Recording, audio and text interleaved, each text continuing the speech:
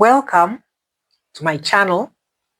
My channel is called Serenity and Strength and covers my widowhood journey and also my wellness journey.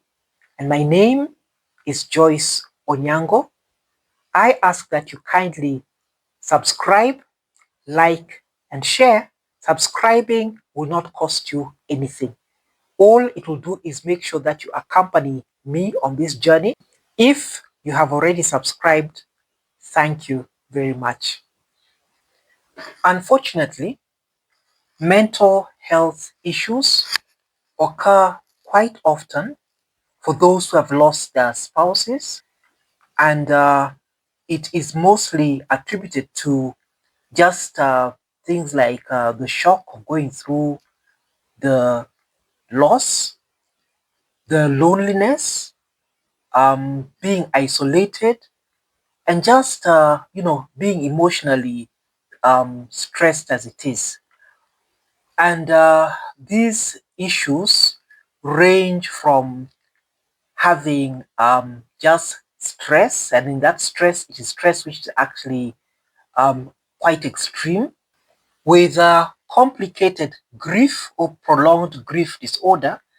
You find that the person grieves for a much longer period than is anticipated, and this grief is very intense. It doesn't get less per se. So then it becomes a bit abnormal. Then you have depressive disorder where people just get depressed. The moods are very negative. And then also post-traumatic stress disorder is PTSD. Normally somebody has flashbacks. They'll even have nightmares. And very small things will set them off. People are the person just gets over anxious. So with most of these, you'll find that the person who is actually experiencing this finds it very difficult to operate normally. And that is where now it becomes a problem. You'll find that either they're sleeping too much or they're sleeping very little, or even when it comes to eating, they're eating a lot or they're eating a little. And then very small things just upset them. They can become irrational, very emotional, so they're just not themselves. But as I've said before, with all these things, normally you know yourself. So the main thing is that it is to be aware that such things do happen. And when you find that it's happening to yourself, you need to take the necessary precaution. I have my own journey of depression, which I suffered after the loss of my husband, but I will share that journey at the appropriate place in my widowhood journey. In a research that was done in India in 2024, this was in a rural setting, and it covered about 16 villages. 201 women went through a social survey, and for those women, what it was found is that 75% of them actually had incidences of mental health problems. 80% of them found that after the loss that they suffered, their issues, their health issues actually escalated. This research was done by Mabuba Sakar.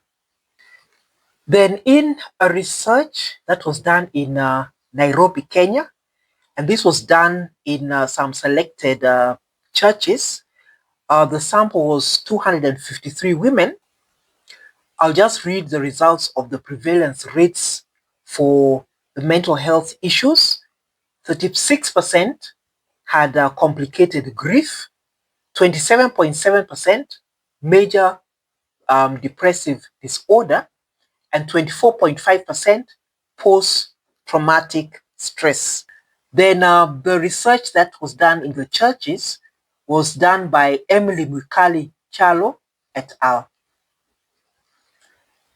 Within the Kenyan context, we are told that there tends to be underreporting of the number of widows. Then evidence from the US, Korea, Europe, and China indicate that the peak timing for these mental health issues is normally 49% within the first month of suffering the loss, and then within that first 1 year, it is 50%. This was a study done by, again, I'll read the name, Apova, Jadva, and David Ware, and this was published by Oxford University Press in 2017. Most individuals do, however, see a decrease in the symptoms over time, and you'd find that the prevalence drops to about 14% after 2 years. Given the research findings and figures, and that the latest figures for widows worldwide is about 258 million, and that was a number of years ago, in 2019. And for Kenya, about 10 million in 2024. That gives us an idea of the kind of figures they are for widows who have gone through mental health issues. If we try to just extrapolate those figures, because you'd find that at least half those numbers have, at some point or other, and particularly within the first year of widowhood, gone through mental health issues. So those numbers are actually quite astounding. And what comes to my mind is, have we, or do we actually have sufficient facilities to be able to give support to those number of widows? In my case, I found that the most difficult time, and that was right from the moment the loss took place, were the nights, because that is when everybody was away. I would be left with the children, and of course they would fall asleep, and I would sleep in bits, sometimes not at all. And that is the time when you find that thoughts come racing through your mind, and they can actually make you become quite agitated. So I started right from then having conversations with God, and I would have those conversations actually not even loudly. I would have them in my mind because I wouldn't want to wake the children up. But by having those conversations, they would help to ground me. And also, a lot of times you'd find that either there would be thoughts that come to my mind, which would help me to solve or to come up with solutions for the thoughts that I had, the negative thoughts that I had, or the questions that I had. But apart from that, if no thoughts of that sort came, I would still find myself getting some kind of peace. And a lot of times in my mind, I would be asking God to just help us in one way or another. And sure enough, later on, I would find that those particular issues get resolved. One of the other things that I would do is always find time to also sing. And I would sing Christian songs, and I would be singing them at a very low volume, actually under my breath, or even just in my head, to avoid waking the children up. And the two favorite songs I had was Psalm 121 and Psalm 23. Psalm 121, I lift my eyes to the mountain. Where does my help come from? My help comes from the Lord who made heaven and earth, and my feet shall not stumble, or he will not let me slip, and also he will not slumber. Then Psalm 23 is the Lord is my shepherd. And with that one, much later on, we went to a funeral where the preacher related some of the verses to the various names of God. And I found that very fascinating and also very, very comforting. I'll just go through them so that you could also share in them. In verse 1, when he talks of the Lord is my shepherd, the Lord who is your shepherd is Jehovah Rohi. Then verse 2, it talks of he leads me by quiet waters, and that is the Lord, my peace, and that is Jehovah Shalom. Then verse 3, it talks of him refreshes my soul. He refreshes my soul. And that is the Lord, my healer, which is Jehovah Rophe. Then also in verse 3, it talks of he guides me along the right paths. That is the Lord, my righteousness, which is Jehovah Sidenu. I hope I've pronounced that one correctly.